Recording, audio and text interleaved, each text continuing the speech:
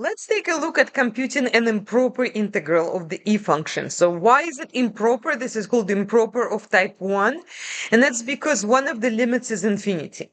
And what I see a lot when I teach calculus is a lot of students are not clear what the heck do I do with that infinity.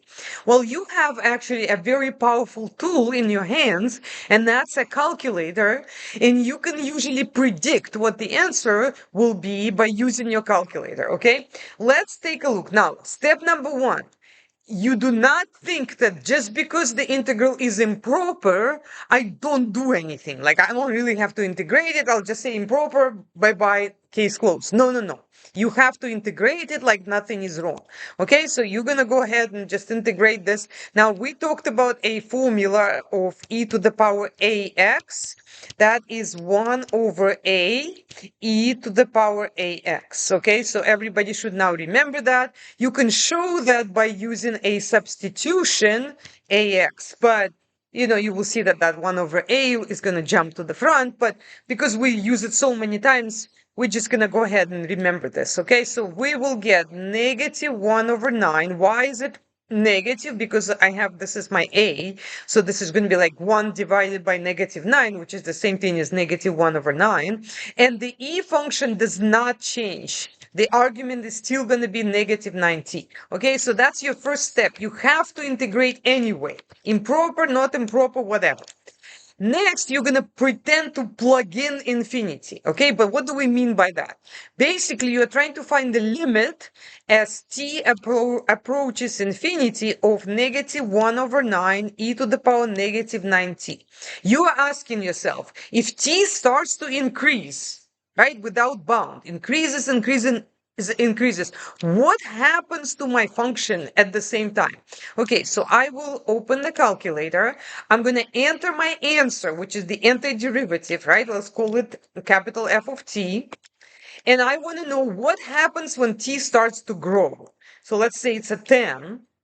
What do I see happening? Okay, so you need to understand what this notation means in order to understand what's happening. Well, what is 10 to the power negative 41? This is called scientific notation.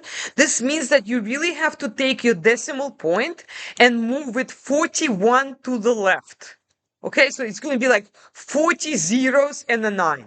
Basically, this means it's a super tiny number. But if you're ever confused, go ahead and round it. Desmos has a round function. By the way, always convert the calculator to radians, just in case, because if you have trigonometric functions, you're going to get in big trouble if it's in degrees. So always do it in radians. In this case, of course, I don't need it because I don't have sine or cosine or whatever, but just in case, always put radians. Okay, so there is something called a round under functions, and you can just say round.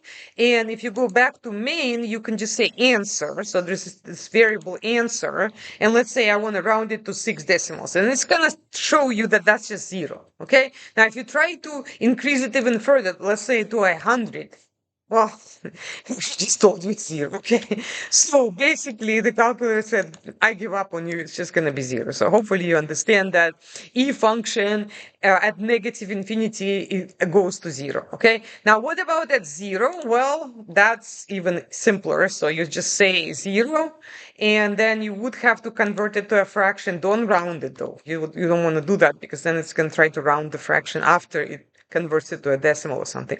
So this is going to be negative 1 over 9. And of course that's true because e to the power 0 is 1. Now, when you subtract these two, when you subtract them, that'll just give you positive 1 over 9, right? Because when you subtract in a negative, that gives you a positive. Now, if this answer is a number, then the integral converges. And if it's infinity or does not exist, then an integral will diverge. So in my case, it actually converges.